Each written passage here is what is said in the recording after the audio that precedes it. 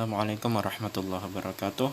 Bagaimana keadaan kalian semua? Semoga dalam keadaan sehat walafiat serta mendapatkan perlindungan oleh Allah Subhanahu wa taala.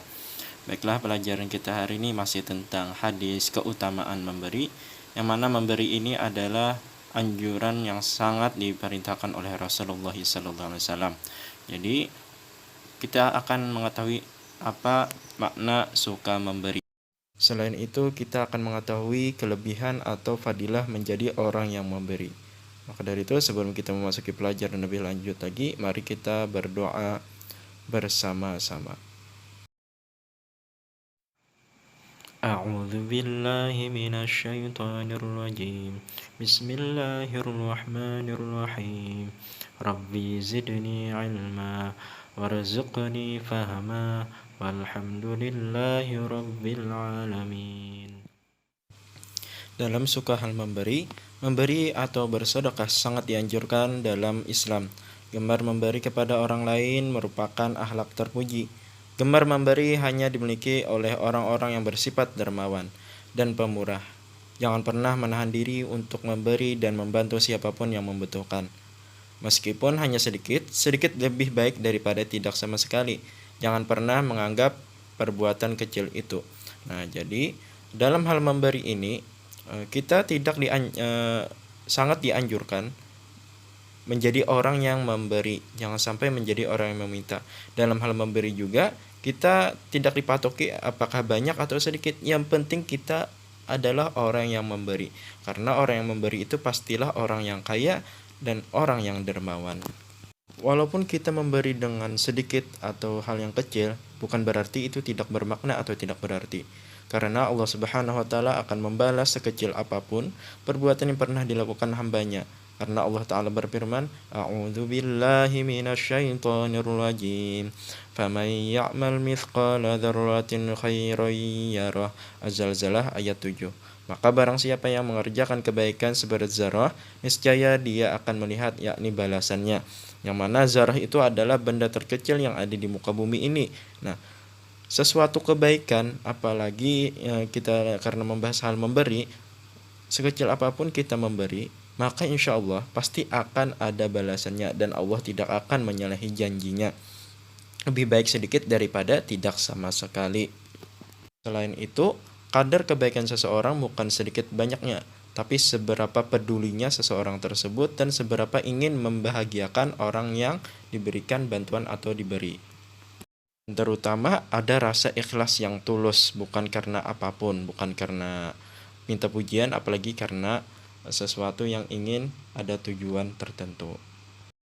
Selain itu Rasulullah SAW juga bersabda, maka jagalah diri kalian dari neraka walaupun dengan bersedekah sepotong belahan kurma. Nah, bahkan sekecil apapun, bahkan sebelah kurma pun akan dianggap sebuah kebaikan dan akan mendapat ganjaran, yang mana ganjaran tersebut insya Allah akan menolong kita ketika kita kesulitan di akhirat kelak nanti. Dalam ajaran Islam, banyak sekali perintah atau dorongan agar umat Islam banyak memberi. Misalnya memberikan sedekah kepada fakir miskin, yaitu yatim piatu, atau siapa saja yang membutuhkan. Juga termasuk memberikan ilmu kepada orang lain.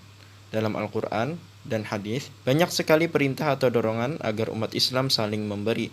Di antaranya firman Allah dalam surah Al-Ma'un ayat 1-3. Nah, sebelum Bapak bacakan ayatnya, bahwasanya dalam hal memberi ini adalah sesuatu yang sangat dianjurkan oleh Allah Subhanahu wa taala dan oleh Rasulullah sallallahu alaihi wasallam. Memberi itu bukan hanya dengan uang atau dengan harta, tapi dengan tenaga pikiran maupun ide-ide, bahkan ilmu itu pun apabila kita berikan termasuk orang yang memberi dan mendapatkan fadilah menjadi orang yang memberi. Baiklah, perhatikan ayat surah Al-Ma'un 1-3. A'udzu billahi minasyaitonir rajim. Bismillahirrahmanirrahim. Ara'aital ladzi yukadzibu biddin. Artinya, tahukah kamu orang yang mendustakan agama? Dzalikal ladzi yad'ul yatim, yaitu orang yang menghardik anak yatim.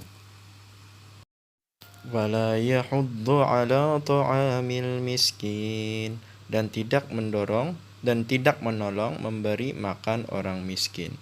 Al-Ayat surah Al-Maun 1-3. Nah, dari ayat tersebut Allah memerintahkan kita untuk memberikan bantuan kepada anak yatim dan fakir miskin. Orang yang menyia-nyiakan anak yatim dan orang yang tidak mau memberi makan orang miskin termasuk dalam golongan mendustakan agama. Seorang yang suka memberi atau dermawan tidak hanya memperoleh pahala di sisi Allah Subhanahu wa taala, tetapi ia pun akan mempunyai tempat tersendiri di hati masyarakat. Yang pastinya dari pandangan Allah Subhanahu wa taala, kalau menjadi orang yang memberi atau dermawan pasti sudah mengikuti atau menjalankan perintah Allah Subhanahu wa taala dan rasulnya. Kemudian kalau di mata masyarakat yang pastinya menjadi orang yang baik. Salah satu orang yang baik adalah menjadi orang yang memberi. Dan memberi tadi tidak ada patokan sedikit atau banyak. Yang penting memberi dengan hati yang ikhlas dan sesuai kebutuhan kita yang beri. Namun ketika kita memberi jangan salah sasaran. Jangan pernah mendermawankan hartanya untuk maksiat. Lawan dermawan pemurah adalah bakhil, yakni kikir. Salah satu sahabat yang terkenal akan kedermawanannya adalah Utsman bin Affan.